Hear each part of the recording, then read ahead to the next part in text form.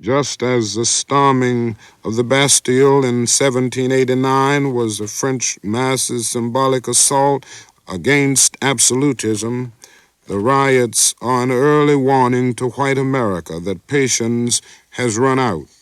Ideas presents Dr. Martin Luther King in the first of 5 Massey lectures for 1967. Unlike its predecessors, this year's lectures are by a man who is noted at least as much for his part in making history as for his analytic abilities. In tonight's talk, Dr. King discusses the relative merits of violent and nonviolent approaches to racial problems.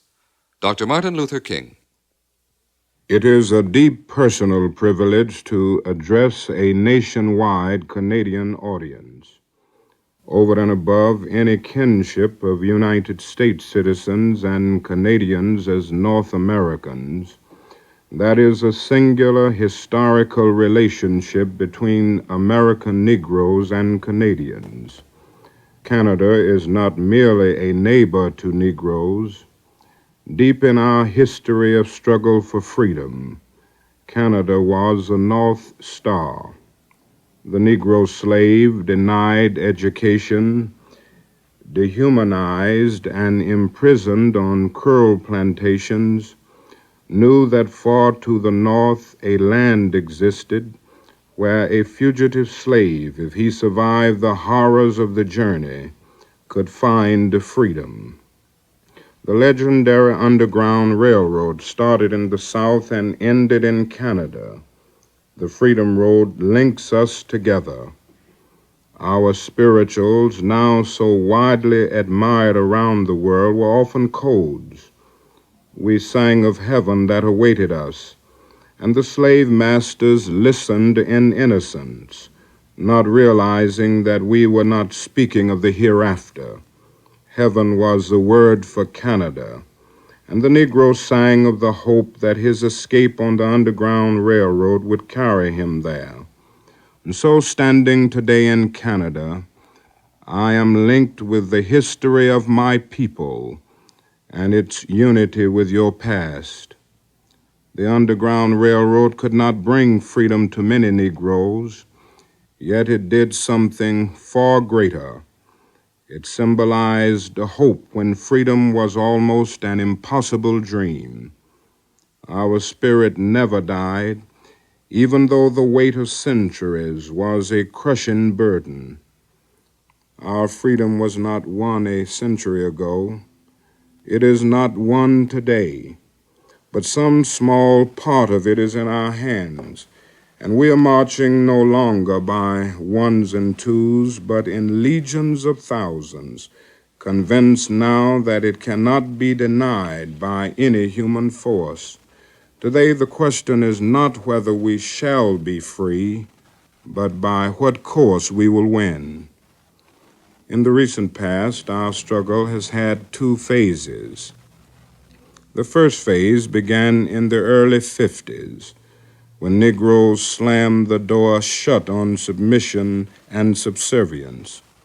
Adapting nonviolent resistance to conditions in the United States, we swept into southern streets to demand our citizenship and manhood. For the South, with its complex system of brutal segregation, we were inaugurating a rebellion. Merely to march in public streets was to rock the status quo to its roots, boycotting buses in Montgomery, demonstrating in Birmingham, the citadel of segregation, and defying guns, dogs, and clubs in Selma, while maintaining disciplined nonviolence, totally confused the rulers of the South. If they let us march, they admitted their lie that the black man was content. If they shot us down, they told the world they were inhuman brutes. They tried to stop us by threats and fears, the tactic that had long worked so effectively. But nonviolence had muzzled their guns, and Negro defiance had shaken their confidence. When they finally reached for clubs, dogs, and guns, they found the world was watching, and then the power of nonviolent protest became manifest. It dramatized the essential meaning of the conflict and in magnified strokes made clear who was the evildoer and who was the undeserving victim. The nation and the world were sickened, and through national legislation wiped out 1,000 Southern laws, ripping gaping holes in the edifice of segregation. These were days of luminous victories. Negroes and whites collaborated for human dignity. But there was a limitation to our achievements. Negroes were outraged by inequality. Their ultimate goal was freedom. Most of the white majority were outraged by brutality. Their goal was improvement, not freedom or equality. When Negroes could use public facilities, register and vote in some areas of the South, and find token educational advancement, again in token form find new areas of employment, it brought to the Negro a sense of achievement, but it brought to the whites a sense of completion. When Negroes assertively moved on to ascend the second rung of the ladder, a firm resistance from the white community developed. This resistance characterized the second phase which we are now experiencing. The arresting of the limited forward progress by white resistance revealed the latent racism which was deeply rooted in United States society.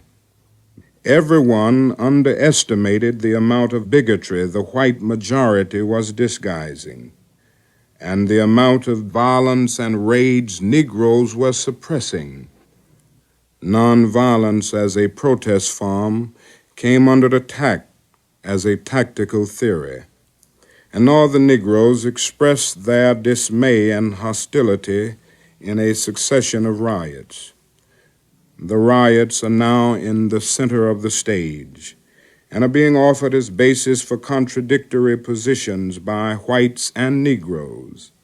Some Negroes argue they are the incipient forms for rebellion and guerrilla tactics that will be the feature of the Negro revolt.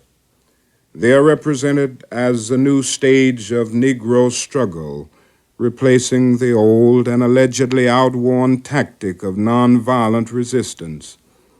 At the same time, some white forces are using riots as evidence that Negroes have no capacity for constructive change, and in their lawless behavior forfeit all rights and justify any form of repressive measures.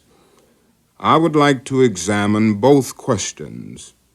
Is the guilt for riots exclusively that of Negroes, and are they natural development to a new stage of struggle? 1,000,000 words will be written and spoken to dissect the ghetto outbreaks, but for a perceptive and vivid expression of culpability, I would submit 2 sentences written a century ago by Victor Hugo. If the soul is left in darkness, sins will be committed. The guilty one is not he who commits the sin, but he who causes the darkness. The policymakers of the white society have caused the darkness. They created discrimination. They created slums. They perpetuate unemployment and poverty. It is incontestable and deplorable that Negroes have committed crimes, but they are derivative crimes. They are born of the greater crimes of the white society. When we ask Negroes to abide by the law, let us also declare that the white man does not abide by law in the ghettos. Day in and day out, he violates welfare laws to deprive the poor of their meager allotments. He flagrantly violates building codes and regulations. His police make a mockery of law. He violates laws on equal employment and education. The slums are the handiwork